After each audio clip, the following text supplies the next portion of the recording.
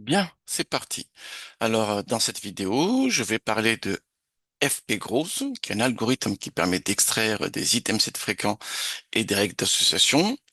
Et nous allons nous appuyer sur l'implémentation de PySpark. Voilà. Resituons un peu les choses. Je suis à fond dans les systèmes de recommandation en ce moment et parmi les algorithmes que nous étudions dans les systèmes de recommandation, il y a les règles d'association. Voilà. Alors, j'avais des TD qui étaient en partie sous R, j'utilisais Arools notamment, un package qui est très bien, hein, et j'ai fait migrer une partie de mes TD sous Python, parce que de plus en plus, je vois des packages qui me paraissent intéressants et qui cadrent avec ce que je fais avec mes étudiants. Généralement, mes séances, je fais à peu près 45 minutes de cours, je m'arrange pour pas faire plus parce que sinon, c'est trop long, on s'ennuie. Voilà, donc il faut que ce soit très impactant. Et une fois qu'ils ont vu les principes généraux, qu'ils voient ce qu'il y a derrière les algos, comment ça fonctionne, quels sont les paramètres à manipuler, on peut pas parler des algos sans parler des paramètres, voilà. Il faut qu'on applique tout de suite. Voilà. J'utilise différents outils. Voilà. Je navigue généralement entre Python et R et j'ai décidé de rendre la partie Python un peu plus conséquente.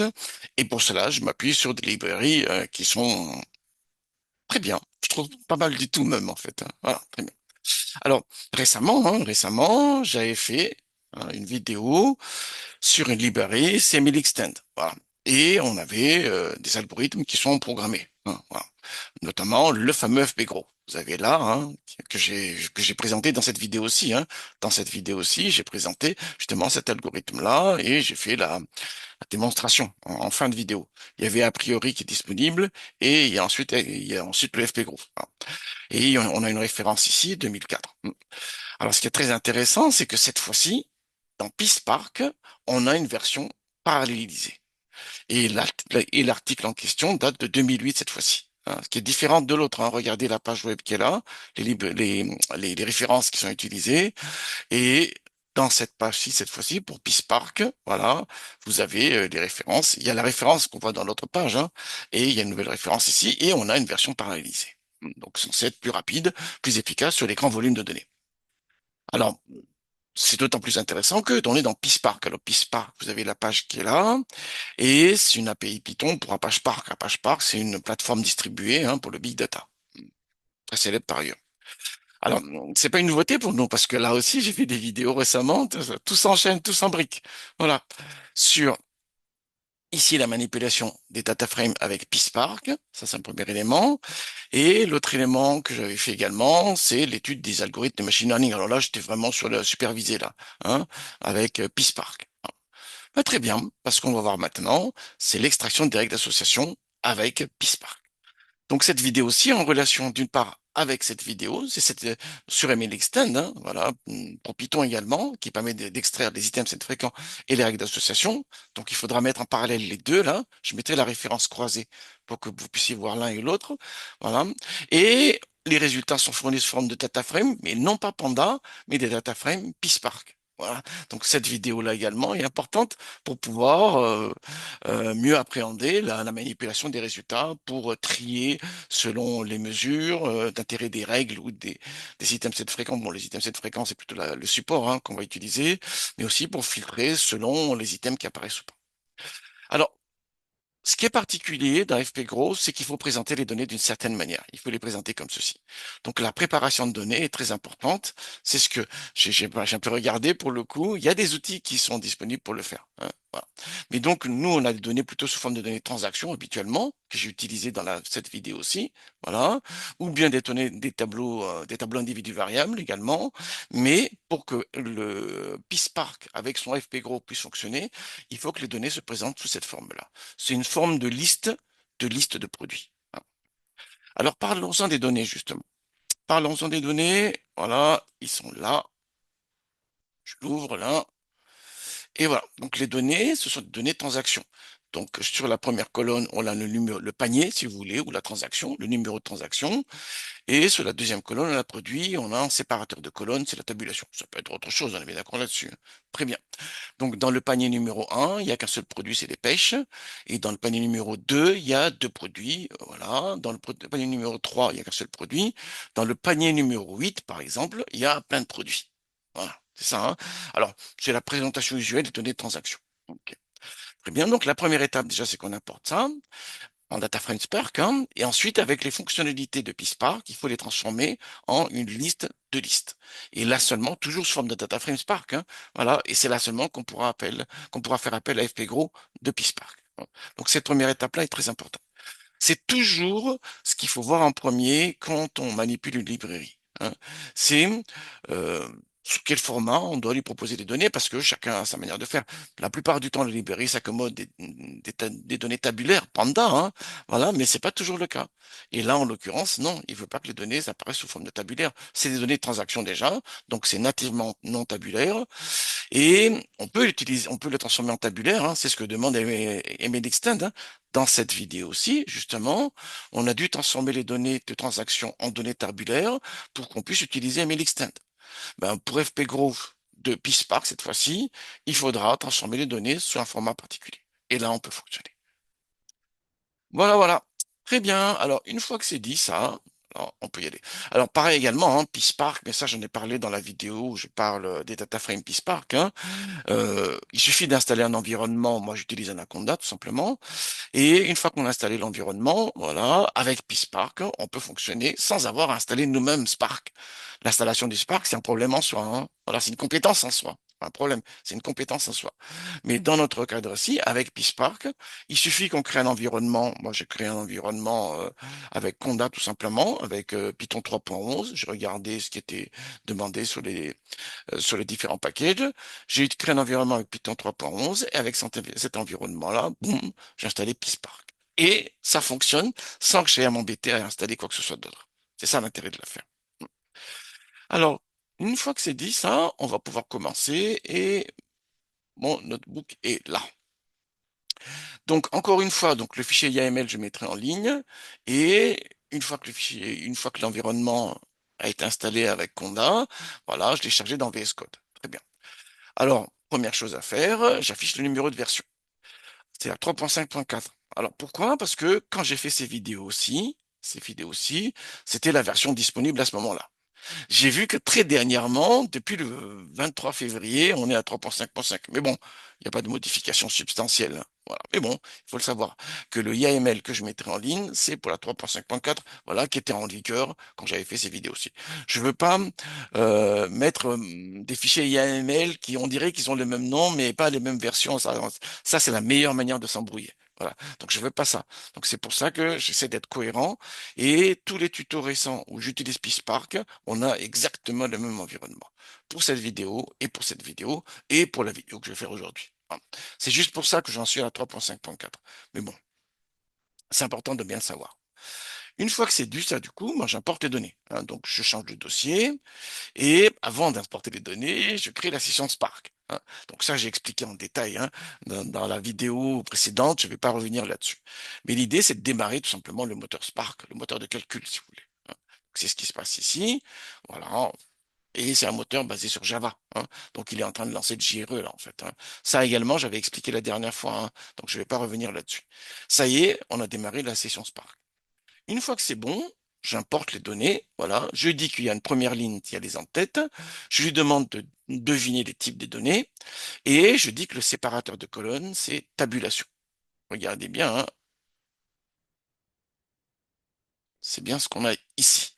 Vous avez bien vu, hein? Voilà, la première ligne des données, c'est les noms des variables, si vous voulez. Voilà. Ensuite, je veux qu'ils reconnaissent les types automatiquement. Et le séparateur de colonnes, c'est tabulation. C'est la petite flèche qu'on voit là, hein. Dans Notepad++, là, je demandais à ce qu'il affiche les caractères spéciaux. Voilà. Très bien. Et le type de données que nous obtenons, c'est un data frame. Un data frame PySpark. C'est ça qui est important là-dessus, hein. Voilà, ça y est, hein. Donc c'est bien un data frame PySpark et non pas Panda, hein. J'utilise jamais Panda ici, hein. J'ai fait exprès. On peut, hein, typer les données en Panda et les manipuler. C'est tout à fait possible. Et du coup, on retrouve les fonctionnalités qu'on connaît bien. Mais je voulais pas le faire justement, hein, pour que ce qu'on fasse ici soit valable, même si on est dans un autre environnement avec des très grandes volumétries, hein. Vous passez tout en Panda, il va tout charger en mémoire. Et là, si vous avez des grosses volumétries, vous êtes compliqué. Alors que si on est en data frame PySpark, il y a le fonctionnement lazy déjà. Très bien, c'est-à-dire qu'on peut définir des calculs, il ne les fait pas tant qu'on ne demande pas vraiment les données. Et s'il y a du calcul distribué à faire, il s'en occupe tout seul. Nous, on regarde faire. C'est ça l'intérêt. Alors, bon, j'affiche le nombre de lignes. Voilà, il y a 12 935 lignes et il y a bien deux colonnes. J'affiche le schéma. Voilà. Il y a la colonne panier, c'est des entiers, c'est ce qu'on avait vu. Et il y a la colonne produit, c'est des chaînes de caractères. Alors, j'affiche les premières lignes hein, pour vérifier, mais on a bien ici, voilà. On voit bien, hein. Voilà. Donc, la transaction numéro 8 toujours, c'est la transaction où il y a de nombreux produits. Dans la transaction numéro 2 il y a deux produits. Sinon, pour les premières transactions, là, c'est un seul produit à chaque fois. OK. Bon, j'affiche pas les 12 000 ici, on est bien d'accord. Alors, c'est là qu'il y a un enjeu. C'est là, alors, bah, là, tout simplement, il faut lire la doc, hein. Donc, moi, je suis allé sur la doc, j'ai regardé, et j'ai vu qu'il a besoin que les données soient proposées de cette manière, soient présentées de cette manière-là. OK. Donc, moi, mes données à moi, ils se présentent de cette manière-ci. Donc, il faut que je passe de cette manière-ci vers l'autre organisation des données. Et là seulement, je peux appeler l'algo. Alors bon, je peux te le programmer sans problème, ça. Mais en réalité, j'ai vu qu'il y a un outil pour le faire. J'ai vu qu'il y a un outil pour le faire. Merci ChatGPT, hein. Je suis allé sur ChatGPT tout simplement et je lui ai dit, mais comment créer les formats de données qui soient acceptés par PySpark? Voilà. Et il m'a proposé un code. Bon, le code, il était à sa manière, hein. Donc j'ai récupéré tout simplement, j'ai regardé qu'est-ce qui m'intéressait là-dedans et c'est ce que j'ai repris ici. J'aurais pu faire également une requête Google et tomber sur Stack Overflow, hein, sans aucun problème. Donc, au lieu de le programmer from scratch, en réalité, j'ai vu qu'il y a un outil pour le faire, c'est Collect List. Ben, zou alors, hein. Donc, je fais un groupe by par panier, hein, parce que on a bien un groupe by par panier ici. Voilà, panier numéro, le premier panier, ça c'est le deuxième panier, ça c'est le troisième panier. Voilà, donc on fait bien un groupe by par panier, et ensuite on agrège sous forme de liste les produits. Ben, zou alors. On a un data frame, et voilà l'organisation du data frame. C'est exactement ce qu'on veut avoir. Ça y est, on peut fonctionner. Alors, j'aime pas trop le nom collect list produit. Donc, j'ai renommé collect list produit en items, tout simplement. Voilà, donc, très bien. On a bien les mêmes données, on est bien d'accord, hein. Mais tout simplement, je veux avoir des noms de colonnes qui me parlent plus, hein, que collect list produit, là. C'est pas joli, ça. On est d'accord, hein. Puis, c'est trop long. Manipuler ça tout le long, là, ça va pas être possible. Donc, ça y est, les données sont disponibles. Et si je compte le nombre de transactions, voilà, il y en a 1360. Hein. Donc, le nombre de valeurs uniques dans la colonne panier, il y a 1360 valeurs distinctes. Nickel. Bien. Bah, une fois que c'est bon, ça, on va pouvoir fonctionner. C'est ça. Souvent, l'enjeu est là, hein. Quand je fais des TD avec les étudiants, il y a toujours une première partie, c'est préparation des données, organisation des données, si vous voulez, pour qu'elles soient conformes à ce qu'attend la librairie. Voilà. Et donc, ici, je l'ai mis en avant tout simplement pour que ce soit bien cadré. Une fois que c'est bon, on lui donne les données, hein. À Rome, on fait comme les Romains, le package veut que les données soient présentées d'une certaine manière, boum, on le fait. Et après, on fonctionne. Alors, une fois que c'est bon, bah, du coup, on appelle l'algorithme, en fait, FP grosse. Alors, ce qui est intéressant avec FP Gross, celle qui est programmée dans PySpark, c'est que il crée en même temps les items set fréquents et les règles. Et ensuite, on a un accès différencié. Donc, c'est pour ça que dans le paramétrage, là, en fait, on met tout de suite, voilà, le support minimum et la confiance minimum, qui permettent de filtrer les calculs, hein. Sinon, il fait toutes les combinaisons possibles. C'est juste impossible en réalité. Bon, ça, c'est expliqué dans le cours, hein. Je ne vais pas revenir là-dessus, hein. Ça, c'est expliqué dans le cours. Et on lui précise bien que la colonne qui contient les items, voilà, les items, c'est les produits, si vous voulez, c'est items. Voilà. Et je fais le fit ici, et on a un type d'objet particulier qui est FP Gross Model. Donc ça également, vous avez la description dans la doc qui est là, hein. FP Gross est là, FP Gross Model est là. Voilà. Et on a les différentes manipulations possibles. Très bien. On peut faire ce qu'on peut avec, hein. Alors, première étape, je récupère, hein, les items 7 fréquents, hein. Les items 7 qui ont un support est supérieur à cette valeur-là. Donc c'est ce que je fais ici. Donc voilà. Donc ça, l'FPM, c'est l'objet FP gross model. Et pour accéder aux items 7 fréquents, on a la propriété, le champ frec item 7. zoom, j'ai récupéré, et on a un data frame PySpark. Alors, affichons les premières lignes, hein. Voilà. On a bien ici les items. Alors là, oui, on a uniquement les items de cardinal 1 égal à 1, parce que j'affiche les 10 premières, mais il y en a d'autres. Voilà. Et la deuxième colonne, c'est les fréquences, mais en termes absolus. Les supports, mais en termes absolus. Bon, ça m'arrange pas trop, ça. Moi, j'aime bien manipuler les supports déjà en termes relatifs, déjà pour pouvoir le comparer avec le seuil que j'ai mis ici. On est d'accord là-dessus. Donc, c'est pour ça que je crée une colonne supplémentaire que j'appelle support, et c'est tout simplement la fréquence qui est là, qui est divisée par le nombre de transactions. Voilà, et j'affiche. Et cette fois-ci, on a bien les résultats correspondants. Alors, ce qui serait intéressant, c'est que vous comparez ces différents résultats-là avec ceux proposés par Email Extend, avec cette vidéo aussi. Hein. Si vous avez un écran assez large ou un double écran, bah vous mettez la vidéo de BLXtend à droite et celle que je suis en train de faire sur sur PySpark à gauche. Et je me suis ingénié à répéter exactement les mêmes étapes pour qu'on puisse faire les parallèles. C'est ça qui est intéressant, hein. C'est la méthode qui importe. Ensuite, les packages libérés nous fournissent une implémentation. Et ce qui est intéressant, c'est de voir les concordances et les dissensions qu'il peut y avoir entre les différentes librairies. Les librairies sont programmées par des gens comme nous. N'oublions jamais ça, hein. C'est des data scientists, hein, qui ont programmé ces librairies, ça. Hein. Donc, ils ont aussi un présupposé, ils ont leur propre culture, ils ont la manière avec laquelle ils ont interprété la méthode, et à nous de vérifier qu'est-ce qu'il y a derrière. C'est notre travail, ça. Voilà. N'utilisez jamais des packages sans comprendre ce qu'il y a derrière, parce que c'est juste impossible. Bien. Alors, si je veux trier selon le support décroissant, bah, j'ai la méthode qui est là, hein. Donc là également, il faut regarder en détail cette vidéo-ci, hein, où je montre la manipulation des data frames PySpark. Hein, voilà. Et n'oubliez pas, hein, que l'objet qui a été fourni ici, les items set fréquents du FP Gros Model, c'est bien un data frame PySpark. Un data frame là, PySpark là. On est d'accord là-dessus.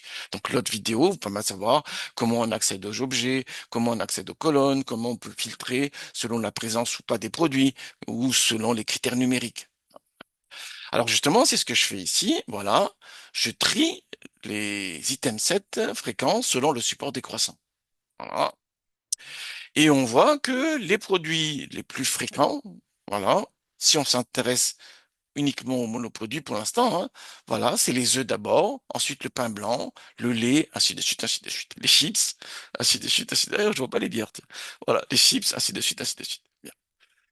Alors, ce qui m'intéresse maintenant, c'est de savoir donc ça, on voit, c'est des colonnes numériques, les deux là. Hein, là, c'est réel, là, c'est entier. Mais là, qu'est-ce qu'on a? C'est une liste, parce qu'on peut avoir des items 7 de cardinal supérieur à 1. On est bien d'accord. Ils affichent pas parce que j'affiche les 10 premières ici, mais on en a forcément. Donc, qu'est-ce qu'on a là? C'est une liste. Qu'est-ce qu'on a? Hein. Ben là, en fait, il suffit d'appuyer, afficher le schéma, hein, du data frame. Et en fait, on n'a pas une liste en vrai, on a un tableau de string, hein, de chaîne de caractères. Hein. Array, les items là, c'est un array de chaîne de caractères. Bien. Du coup, si on a un tableau de chaîne de caractères, on peut avoir les dimensions du tableau pour chaque item set. Voilà. Alors là, j'ai récupéré l'alias qui permet d'accéder aux fonctions de PySpark, hein, voilà. Et qu'est-ce qui se passe? Tout simplement, j'ai appliqué la fonction size, voilà, sur les items, des items set fréquents. Hein. Donc la commande est là, hein. Je fais une sélection, je fais une restriction si vous voulez, voilà, je fais une projection plutôt, voilà, et je récupère ces éléments-là et j'affiche les 10 premiers. Et il me dit, voilà, on voit bien, hein, ça c'est un item set de cardinal 1, cardinal 1, cardinal 1, et si je m'intéresse aux 10 premiers, on a cardinal 1, cardinal 1, et tout ça, ainsi de suite. Ok. Alors, une fois qu'on a ça, du coup, je veux avoir le nombre d'items set selon le cardinal, selon leur cardinal, hein, selon donc, le nombre de produits qui les composent. Donc, c'est ce que je fais ici. Donc là, je fais la même commande tout à l'heure, mais je fais un group by selon le 16 items. Hein. 16 items, là, c'est ce qu'on voit ici. Vous avez vu, hein? Voilà la commande d'avant. Et je fais un comptage et j'affiche le résultat. Et on voit. Donc, les items 7 fréquents de cardinal égal à 1 il y en a 148. Les items set fréquents de cardinal égal à 2, composés de deux produits, il y en a 140. Et les items set fréquents de cardinal égal à 3, voilà, composés de trois produits, il y en a 17. Ça, c'est important, ça, hein. C'est très important. Il faut bien qu'on arrive à situer qu'est-ce qu'on a obtenu comme ICM7 fréquent. Alors, encore une fois, hein, on peut exporter ces résultats, enfin, transformer en DataFrame Panda et faire ces commandes-là. Mais c'est juste se tirer une balle dans le pied parce que si on a des très grandes volumétries, il va tout charger en mémoire. Et ça peut poser des problèmes. Après également, bon, les données, on peut le comprendre, qu'ils soient trop volumineux pour que ça tienne en mémoire. Les systèmes cette fréquents les règles, s'il y en a tellement qui tiennent pas en mémoire, il faut s'inquiéter, hein. C'est un des grands problèmes des règles d'association. Elles étaient très en vogue dans les années 2000. Elles sont encore importantes dans les systèmes de recommandation, mais on a l'écueil, c'est que et la prolifération des items cette fréquents ou des règles, hein, et il faut pouvoir naviguer là-dedans. Voilà. Mais bon, généralement, elles tiennent en mémoire. Si elles tiennent pas en mémoire, il faut s'inquiéter. Alors, justement, si je veux afficher les items sets de cardinal supérieurs à 1, voilà, je vais filtrer les résultats tout simplement, et je veux avoir ceux qui ont une taille supérieure à 1. Voilà. Taille ici, justement, c'est le nombre d'éléments dans le tableau, dans le array of strings, si vous voulez. Voilà. Et ensuite, je trie selon le support décroissant.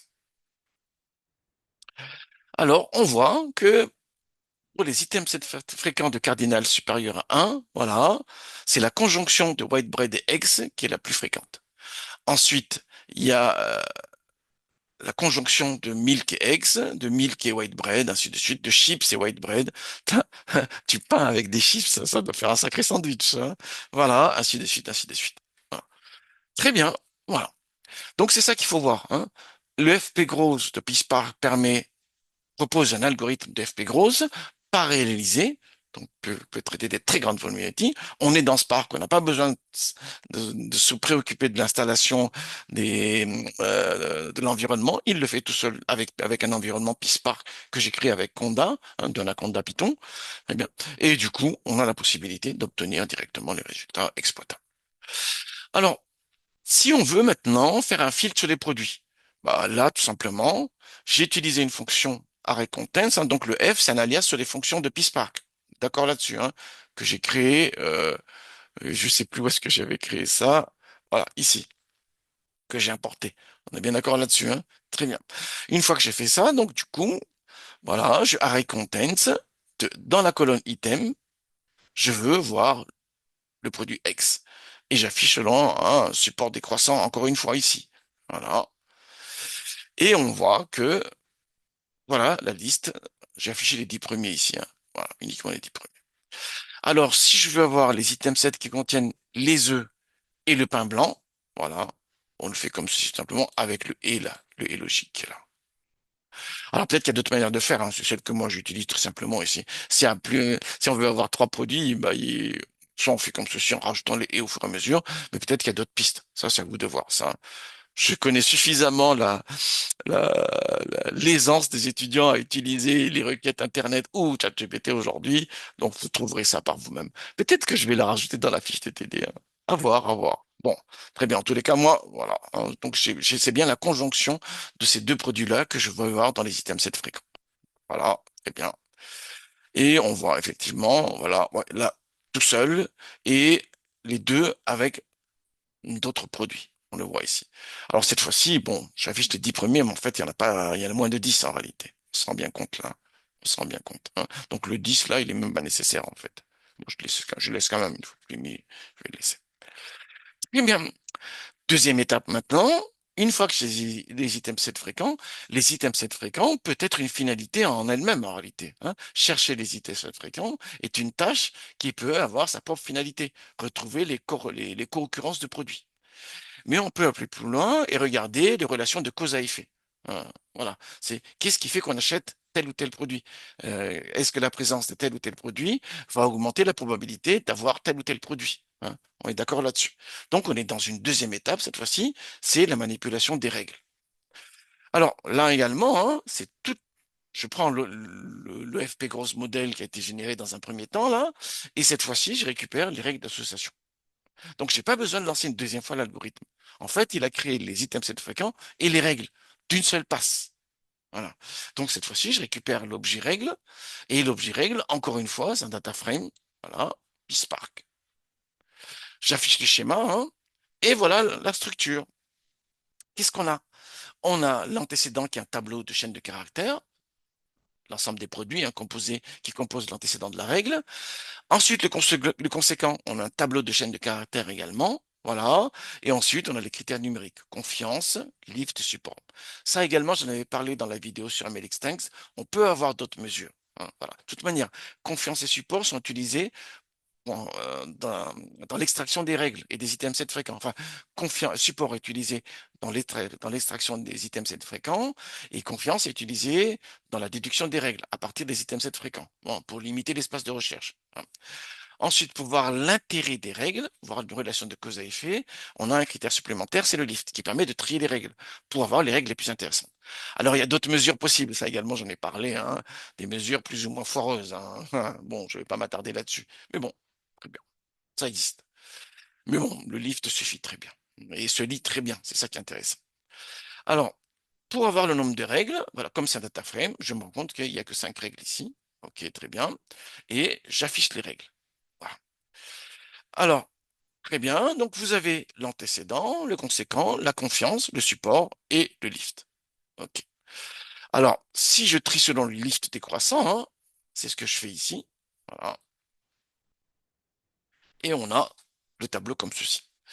Alors, bah, si je prends par exemple la première règle, qu'est-ce qui se passe? Quand il a acheté le hot dog buns et les sweet relish, alors il va acheter le hot dogs. Ce serait bien. Et on a un lift de 9. Ça veut dire quoi? Donc, ça veut dire que la probabilité d'avoir le hot dog, c'est multiplié par 9 quand on a ces produits-là dans le panier. Voilà, c'est tout l'intérêt du lift, c'est qu'il se lit très bien, hein. La probabilité d'avoir les hot dogs, voilà, est multipliée par 9 quand ces produits-là sont présents dans le panier. Voilà, c'est tout l'intérêt du lift en réalité. Alors il y a d'autres mesures encore une fois, hein, mais le lift suffit très bien. Tous les autres, c'est du bavardage. Alors, une fois que c'est ça, on peut également filtrer soit sur l'antécédent, soit sur le conséquent. Par exemple, pour voir les règles qui contiennent white bread dans le conséquent, tout simplement, j'utilise de nouveau l'array contents hein, et j'affiche. Et dans le conséquent, hein, on est bien d'accord, hein, dans le conséquent, voilà, et on a bien ces deux règles-ci, hein, celle-là et celle-là. On voit bien ici et ainsi de suite, ainsi de suite, hein. Donc dans le TP là, bah vous aurez à faire des requêtes, à faire de voilà, trouver les règles, trouver les règles qui sont intéressantes selon telle ou telle l'apparition de tel produit qui mène à telle conclusion, ainsi de suite. C'est à peu près les schémas globaux, hein, voilà. Mais en réalité, dans le TD, généralement, c'est la partie préparatoire qui est importante, hein. C'est les données se présentent de telle manière, comment je vais les transformer pour arriver à telle présentation, et ensuite seulement, zou, on va appliquer les différents algos et inspecter les résultats, faire un post-traitement sur le résultat pour voir les règles qui nous intéressent au premier chef selon euh, les thèmes que nous souhaitons explorer. C'est ça l'idée. Alors, une fois que c'est fini, bien sûr, il faut arrêter Spark, hein. Donc, c'est ce que je fais ici. Je stoppe la session Spark. Voilà. Très bien. Donc, on a deux alternatives maintenant hein, sur lesquelles on peut s'associer, en plus de la partie Arults sous R. Hein. Un, c'est MedExtend qu'on avait déjà fait en TD cette année, en fait. Voilà, mais je me suis rendu compte que les étudiants n'étaient pas assez guidés pendant le TD, donc je me suis dit, il faut que je fasse une vidéo. Et l'intérêt d'aujourd'hui, c'est que on a un outil supplémentaire qu'on peut utiliser, hein. Voilà, donc c'est à nous de voir l'outil le plus adapté par rapport à ce qu'on fait, par rapport à ce qu'on veut faire, par rapport au type de résultat que nous souhaitons mettre en avant. Voilà. Bah, excellent travail à tous.